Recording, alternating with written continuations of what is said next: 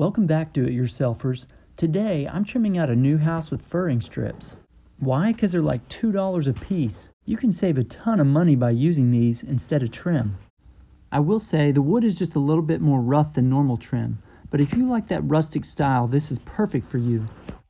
I did run into one issue while I was trimming out the house, and today I want to share with you what I did to fix it. This method can even be used if you're using fancy real trim on your house. On a lot of newer houses like this, you'll see these rounded corners on the sheetrock. These can be a real pain in the bottom to trim around. Today I'm going to show you how to make a jig using your table saw that'll give these corners a really nice sharp look. When I'm talking about these corners, I'm specifically talking about 3/4 inch bullnose corners. These are the most common kind. If you use any other kind, you'll need to make adjustments to this method. For the 3/4 inch bullnose, we're going to set our miter saw on a 20-degree angle. Now I'll take a piece of 3/4 inch pine that's 4 to 6 inches wide and 10 to 12 inches long. Then I'll cut it lengthways on that 20-degree angle with my miter saw.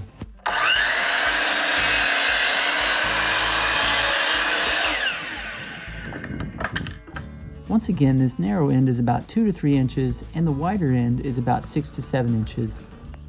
Next, I'll take a scrap piece of either 1x3 or 1x4 and attach it to that flat side. I probably didn't need that wood glue, but old habits die hard. I know it's really simple, but this is our completed jig. Now I'll show you how to use it. My wife got me a set of clamps for Christmas, and these little ones right here have been a little bit worthless up until this point. It looks like these are going to work perfect for this job. We'll set up this jig by clamping that 1x3 straight to the fence.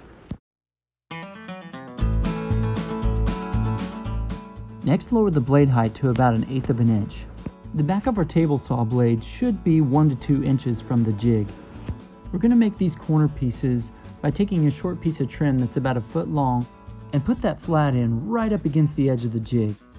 If your table saw came with one of these things, you'll want to loosen it up and slide it right into its groove.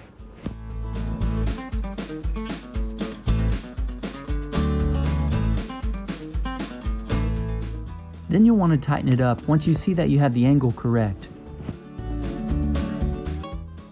Now let's run our piece of trim through the table saw. Make sure the edge of it stays up against the jig while you're pushing it through.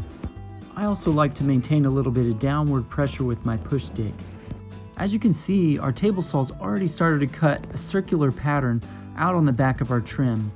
You'll want to incrementally raise your table saw blade until you get to the desired depth. For 3/4 inch trim, your depth should be 3/8 of an inch. I usually raise my blade 1/8 of an inch every time I run it through. Here's our completed curve. Now we'll cut the two edges at a 22.5 degree angle using our miter saw. Thank goodness DeWalt labeled that.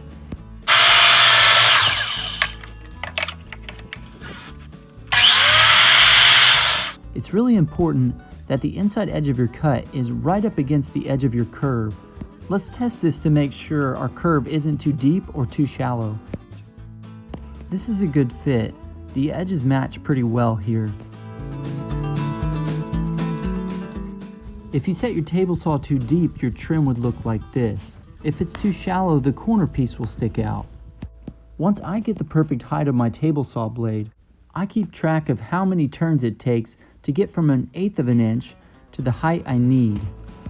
Then we'll go into production mode and create corner pieces for all the round edges in the house.